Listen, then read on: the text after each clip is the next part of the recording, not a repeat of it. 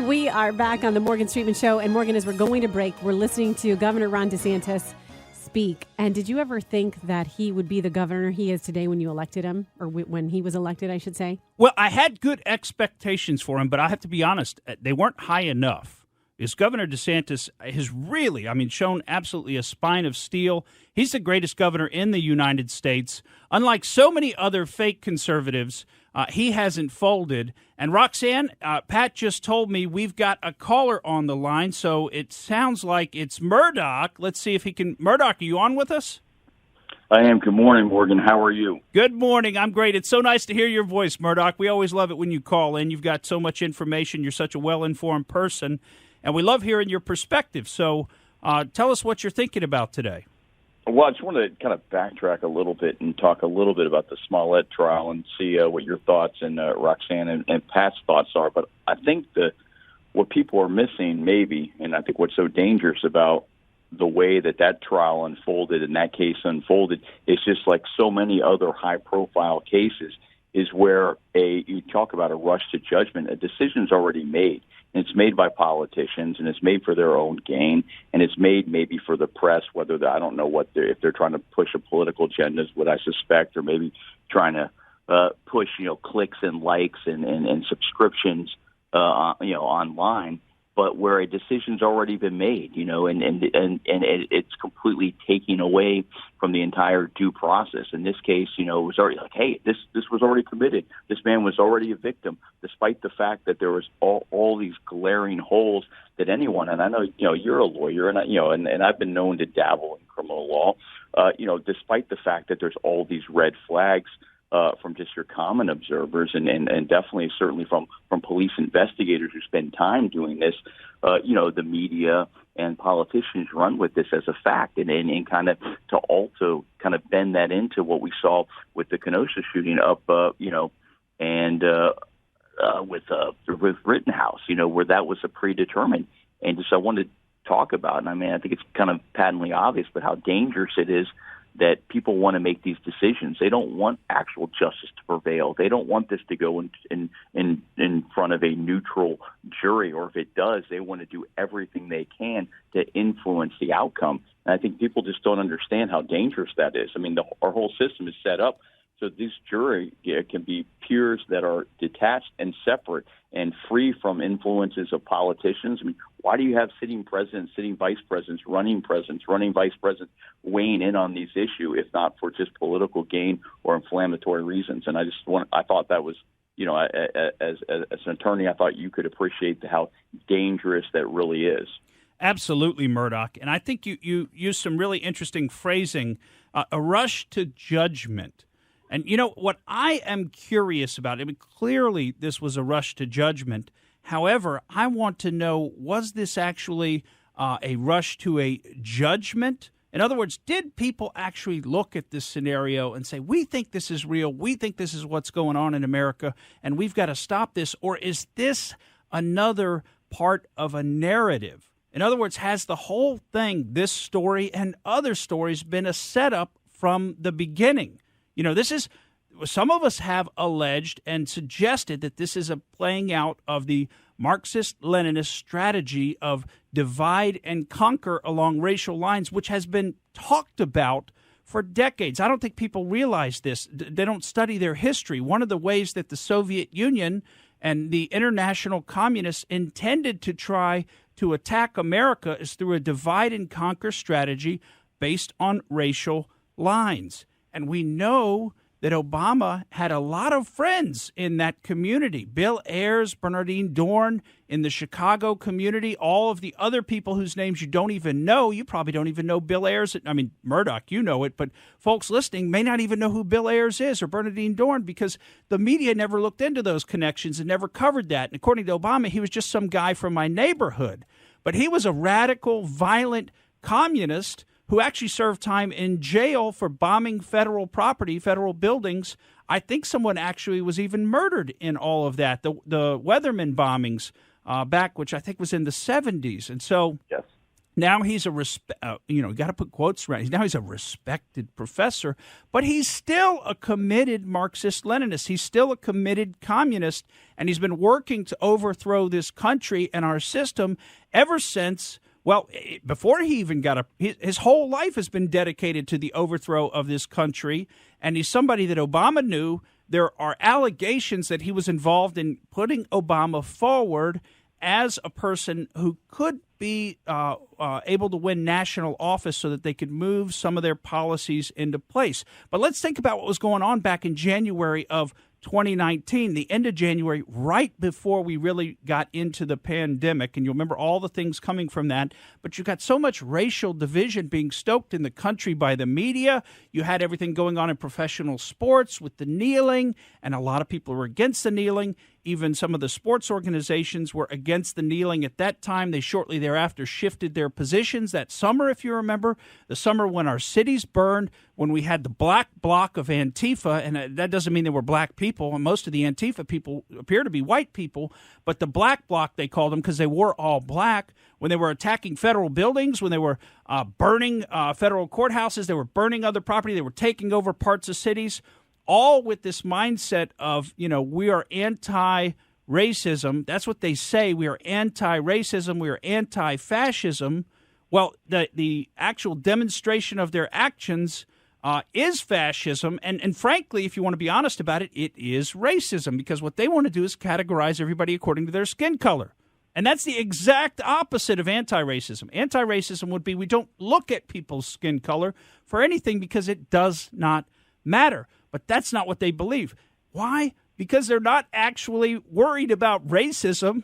They're actually worried about dividing and conquering this country to overthrow the free market capitalism, to overthrow our system of freedom, and establish a communist system here in the United States.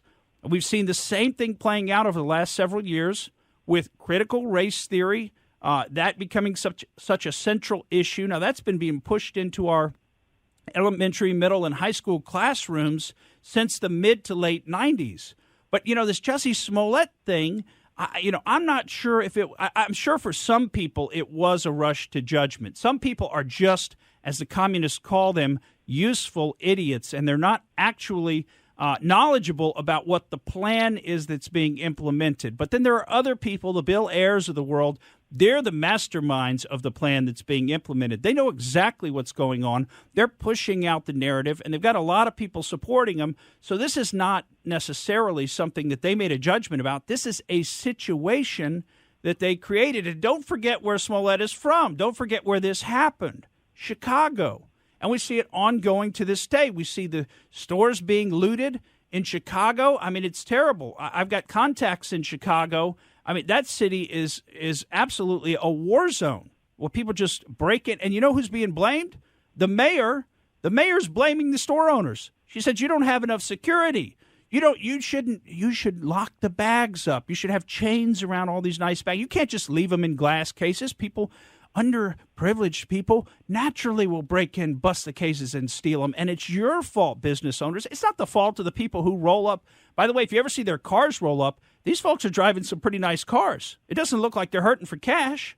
And they roll up, and they just, like what just happened recently, they bust into the Lamborghini dealership and steal $1 million of fine watches. And it's unbelievable. So I personally think that all this is part of an ongoing broad-based narrative that they're trying to create in this country, that there's a whole bunch of white supremacism, that all Trump supporters were white supremacists, that white people hate black people. They can't even help it. White people are just born hating black people, or now they're black and brown people, whatever. It's all, in my opinion, nonsense. I mean, are there racists? Of course there are racists. I think they're a lot less racist than they used to be, but this kind of stoking of racial divisions is creating more racists on both sides. It's turning people against each other, and it's part of a plan to destroy our country, to destroy our civic unity. What do you think about that, Murdoch? Well, I think you hit the nail on the head, and I stand corrected. I should have used the word apparent rush to judgment. I think that's absolutely correct. I think there are a group of people that clearly do rush to judgment, but I would put them, I think in my observation, there are exactly three categories. there are people, I think 100%, that this is completely devised. This is all part of their playbook. That's nothing surprising that is their goal, is to divide and conquer, and specifically along racial lines. And I think that's definitely playing out. Then I think there are the other people that are the useful idiots, to use the Marxist-Leninist phrase, if you will. Was it Lenin or was it Stalin? I think it was Lenin who said that. But absolutely, and I think those are people, kind of some of your race baiters and other people that maybe can get some type of benefit from being race hustlers, kind of your Al Sharptons, if you will. I want to make an analogy to that real fast, or a quick story. Okay, we've got about 20 seconds left. Why don't you hang around with us? We'll pick back up with this on the other side of the break, because this is a very interesting conversation. Always glad to have you call in, Murdoch. Appreciate your perspective, and we'll talk some more about the stoking of racial division in our country when we come back on the other side of the break on the Morgan Streetman Show. Welcome back to the Morgan Streetman Show. We love when we have listener participation. 888-404-1010. That's the number to call to be a part of the Morgan Streetman Show. And Murdoch is on the line with us right now, continuing our discussion with Murdoch. I always love your points. And you were explaining where we are really in society, where people do try to use race baiting as a tactic to undermine our culture and sort of tear at us when it doesn't need to be that way. Yeah, well, I think that, I was just telling Morgan, I think that you look at people that are pushing some of these narratives in general, they're going to fall in the three categories. They're going to call, I think, and then this is just an observation, I think you're going to have people that obviously that this is their revolution, this is their playbook, and I think we've seen it, and I mean it's printed, it's not a secret. I mean, a lot of these people don't make it a secret, and then I think there are those people that are useful idiots that maybe they have something else to gain, or maybe they're just kind of hoodwinked, and then I think last is just the people that honestly is like, hey, it's just a rush to judgment. I mean, people read and believe to a certain degree what they see in the media, so they see this, oh, Jussie Smollett was attacked by this, okay, because that's the way it was reported. It was very, very little of, Jussie Smollett claims this or claims that or alleges this. It was, reported as fact. And one thing I think, which is an interesting observation, is look at all the high-profile court cases, trials, investigations, particularly lately in the last, 4 to 5 years or so or whatever, that are really getting press, and not just press in terms of coverage, but press in terms of people are pressing a narrative in terms of what the outcome is or should be or what happened. And they're all things I think you'll find that have at least racial overtones or ones they can try to manufacture. I mean, they're either clearly black or white issues. You go back to Trayvon Martin's case here in Florida. You look at even up in the Rittenhouse, although, all the people involved in that were white, it was BLM protests, so there was at least kind of a forced racial component. And then you have the Jussie Smollett trial, and you look at all these things, and you look at the things that are being pushed. Why is that? And I think that's kind of going back to what Morgan was saying. I think that these are this is a divide and conquer, and they want to separate us by race, and they want to, conquer us by that means. Things like the Maxwell case, Jeffrey Epstein. I mean, other than the fact that, there's a lot of elites that are probably heavily involved. The other reason is that's not something that can divide us upon racial lines. So no one's pressing the narrative that clearly this woman's guilty. Clearly, there's a lot of malfeasance here. And that's not being pushed for that, in my observation. The other thing I wanted to go back, and Morgan had mentioned Bill Ayers. Yes, and don't forget that Bill Ayers, if I remember correctly, one of the first fundraisers when Obama was the heir apparent on the state Senate was a fundraiser that was held at Bill Ayers' house with him and his wife. And I think they were on the Annenberg Foundation or Challenge board together back in the mid-'90s, I want to say. Well, that's exactly right, and a great point, Murdoch.